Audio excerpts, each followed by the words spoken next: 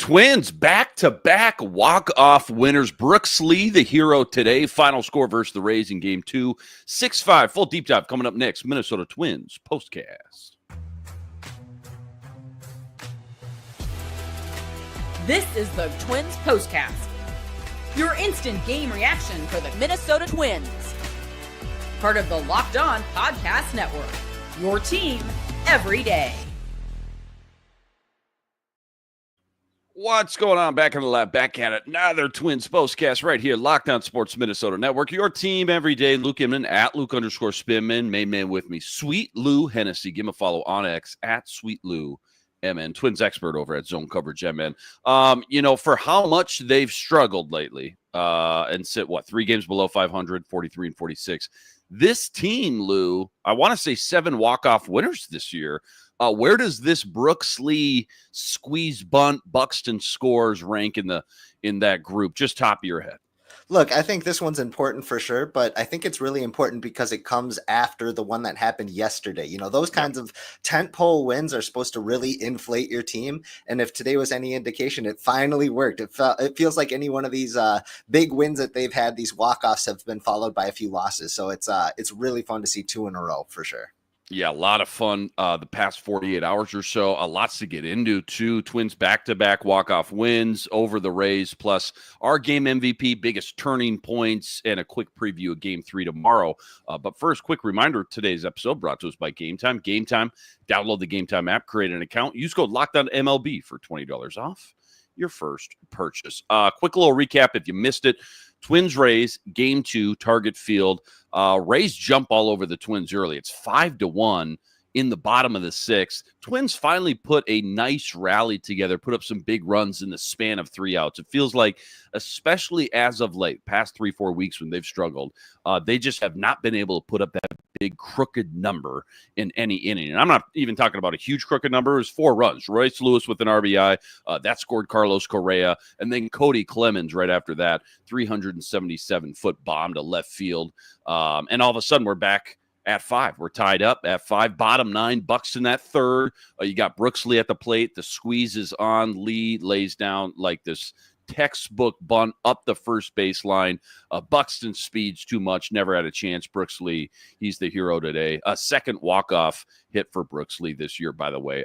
Twins with back-to-back walk-off wins as well. So 6-5, that's your final. 43 and 46 now on the year. What was your, biggest takeaways in this one? What really stuck out the most of the Twins? Feel like they may be starting to squeeze together a little bit of momentum now. I would love to bring up the walk-off bunt. That's super exciting. I'd love to bring up the clutch game-tying home run in the 6th from Cody Clemens. But one of my favorite things is when the Twins beat a team using their own medicine. This was a game that the Rays, this is textbook Rays of a couple standout players and a good supporting cast and a really good bullpen. And the Twins outdid them this time at their own game, like I said. As far as player of the game, it's hard not to go with Cody Clemens, the bottle rocket, as I like to call him, with his 3-run shot. But you know what? I'm also going to give a huge shout out to Joan Duran doing 2 innings after Lou Varland went 2 last night. Rocco was so adamant about how important that clutch opportunity for him was, and it's the same for Duran tonight. Talk about the platoon, too. No, Joe Ryan, who's actually got the start tomorrow. No, Paddock or Bailey Ober. It's Cole Sands that starts it. And then just your big platoon trying to chew up 9 innings. You mentioned Duran chewed up the most maybe important right at the end of the 8th and 9th. But just talk about the job they did and how good it feels, especially as a manager, I'm sure, to go get a dub when you don't have one of your starting 5 rotational guys up there. Yeah, that's another way that the Twins outdid the Rays. I think the Rays kind of coined the opener strategy, and we saw it used pretty well today. Travis Adams didn't have the best outing as the bulk guy, but, he's a rookie. He's a young arm who's going to have to learn these things on the fly. Thank goodness he had, 3-4 other arms in the bullpen to come out and help him out and help pick him up. So I think that was huge to be kind of a whole staff win there. Time to reveal where the game was won or lost. It's the turning point. Today's biggest turning point, then, couple different directions you might go here. When was it and why for the Twins? Lay it on us. Easy to say it's the walk-off, but I think even the half inning that preceded it was maybe more important, of Joan Duran having somebody in scoring position yet again, and he was able to wiggle out of it for his second inning of work here. That is huge. They didn't have anybody else up in the bullpen. They let him go at it, and he was able to get a strikeout and then get a fly ball out to left field and let his team go hit a walk-off. How about yesterday's walk-off winner as well, or the biggest turning point from yesterday? Not sure how much you followed it. Don't want to put you on the spot, but again, probably could go with the obvious. But again, feels like there's a couple options for that win in Game 1 yesterday on July 4th as well. Yes, I was at the ballpark. It was hot. It was steamy. It was muggy, and it was painful for a while there until the very end when they were able to string some things together. And then obviously the one pitch walk-off home run from Harrison Bader. That's really important from someone in Bader's position too, as a veteran on a 1-year deal here. If the Twins were to go south, he's a contract that would probably be floated out in trade conversations, and he's improving his value. But here's the deal. First and foremost, hopefully he can use that performance to help his current club in the Minnesota Twins. So huge moment for him. And it's a huge moment for some of the younger players who got to witness it and got to say, hey, here he is. He buckled up and he was there for us in the clutch. So, guys like Brooks Lee, guys like Matt Wallner, some of these other young hitters, I hope they're paying attention. Yeah, well said there. Plenty more deep dive. I want to get into a Game 3 preview. Feels like an eternity since the Twins have been looking for the sweep. Joe Ryan on the mound. That's all coming up, though, right after this. Quick reminder, today's episode brought to us by FanDuel. FanDuel, America's #1 sportsbook, official sportsbook partner of the MLB. Right now, FanDuel's giving you a chance at a huge return, $200 in bonus bets guaranteed when you win your first $5 bet. Why I love FanDuel, when you get the hunch in the middle of the game, go check out the latest stats, view live play-by-play, and so much more, all on the same page where you place your bets. Again, $200 in bonus bets guaranteed when you win your first $5 wager. Go check it all out over at FanDuel.com. Getting some MLB future action if you dare. Twins plus 700 to win the AL Central. It's all sitting up over at FanDuel.com. Again, check it all out over at FanDuel.com and get $200 in bonus bet guaranteed when you win your first $5 wager. FanDuel, America's #1 sportsbook, an official sportsbook partner of the MLB.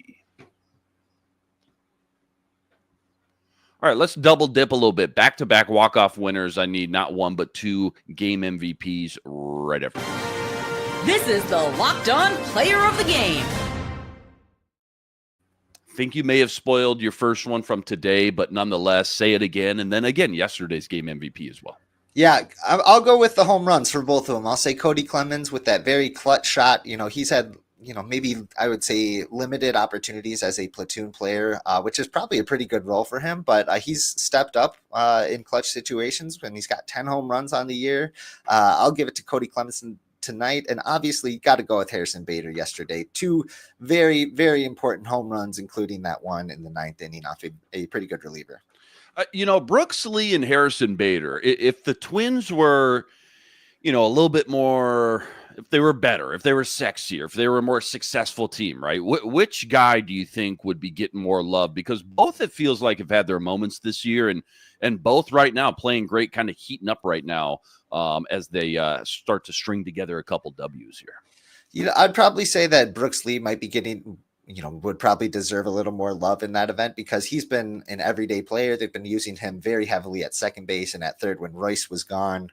So you got to imagine that if that strategy had led to a few more wins, he'd be a very important reason why. Bader, got to give him his roses too. He's been a very good, probably playing more than they anticipated when they signed him, but it's because he's deserved it. He's been performing quite well, and they're really comfortable with his defense in left field, especially. Nerdy stat of the day. Any crazy stat, fun, analytic, Twins related? What do you got today? You know what? I'm starting to put Joan Duran in the All-Star Game campaign here. He has been so good for the team, especially with runners in scoring position, which we saw in the second inning of his outing today. He has allowed just a 180 batting average with runners in scoring position over the last 2 years. So even last year, which seemed, maybe like a step down or maybe a watered down version of Duran, who was good but not spectacular. This year, he's come back in full force, and you can see over the last 2 years, holding guys in opponents to a batting average under 200 in very clutch situations like that. That's so important. So let's do it. Let's get Duran in that All-Star game. I think he's been one of the premier relief options in the entire league. So let's get him in there. Where does he kind of rank among the rest of the league closers? Obviously, just here locally as Twins fans, we know we have a very high bar, high expectations for this man. Obviously, a couple ebbs and flows, but to your point, big picture, been one of the best in baseball. Where does he actually rank? I haven't seen any stats, or I don't feel like I have a pulse on kind of where he is among the MLB's best relievers. Yeah, so especially this year, he's looking through some of the leaderboard statistics, he's consistently in the top 5 to 10 relievers for sure. So, nice. Okay. I'm not going to say he's the best reliever in the game. There's a few other guys that have been just as standout of years, but very comfortably top 10 reliever in the game, I would say. Love that. Don't go anywhere. Preview Game 3 is the Twins' hunt for the sweep. That's all coming up right after this. Quick reminder, today's episode also brought to us by Prize Picks. Prize Picks, America's #1 fantasy sports app with more than 10 million members today. For me and my money, it is by far the easiest, most exciting way to get in on all the action while you watch your favorite sports, you watch your favorite players. So simple, too. All you got to do, you pick more or less on 2 or more players' stats. Watch the winnings roll in, strikeouts, RBIs, home runs, stolen bases, base hits, you name it, they got it. Take your pick on more or less. Add them to your Prize Picks entry today. Plus, they now offer Apple Pay, quick and easy deposits into your account all season long. Download the Prize Picks app. Use code LOCKEDONMLB for $50 instantly with any $5 wager. All right, Game 3 tomorrow. Trying to bust out the brooms, looking for the sweep. Joe Ryan back on the mound. Give us the Game 3 scouting report. What you're just looking forward to the most, I guess, as the Twins hunt for their first sweep since, I want to say, that 13-game winning streak. Yeah, no, it's this is going to be a big test for them for sure to see, are they still clawing out of this hole that they've been kind of digging themselves into. It's going to be a good opportunity for a revenge game. They're facing Drew Rasmussen, who absolutely diced them up earlier in the year when they faced him. Very tough righty, but they're throwing their best arm out there too in Joe Ryan, who has been every bit deserving of an all-star nod as just about anybody except for Byron Butxon on this team, I would say. This is what you'll be talking about. All right, 7 games until the All-Star break for the Twins. All 7 left still at home in the backyard at Target Field, which is great. What is kind of the conversation right now around this team? Still 3 games below 500 despite obviously very fun, dramatic walk-off winners the past 2 games. What's kind of the A topic, and which way is the Twins stock kind of pointing as a non-bias analysis? I think the talk has to be on how the team can kind of raise the water level. They've had a few, star players perform for them for different stretches of the season here. Let's see everybody kind of rise as one, which is ironically enough their tagline on the season for their marketing campaign. But it's true. I mean, there's a lot of young players who you see some brilliance from them. Guys like Brooks Lee. We've seen some great flashes from Matt Wallner. Other young players who last year kind of failed to rise to the occasion and kind of grab that baton from the star players. They have an opportunity to do it again now, and time is kind of running out to turn this entire thing around. But if they can kind of keep their head above water, especially like you said in these home series, that's going to be huge heading into the All-Star break and then into the trade deadline. So it's those dog days of summer right now for sure. What else is going on around the league? 3 months in the season, big sample size now, but still a long way to go, obviously. What anything surprised you as of late, caught your eye, maybe for good or bad, a specific team, a specific player, whatever it may be? I'm a little surprised that the Atlanta Braves haven't been better this year. They've been so good for, honestly, it seems like the last decade. They're always in kind of the playoff picture, if not leading their division.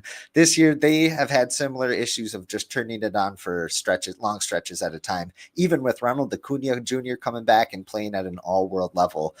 So I'm a little surprised by the Atlanta Braves and kind of the disappointing season that they've been having. Well said there. Great job, as always. Twins with back-to-back walk-off winners. Brooks Lee, the hero today. 6-5, that's your final. 43 and 46, 3 games below 500. Huge shout-out to all you guys, all the everydayers out there that always make us your first listen. All you guys coming in the chat with us from game to game, make sure you like, make sure you subscribe, and please go check out all Lou's work on X at SweetLouMN+.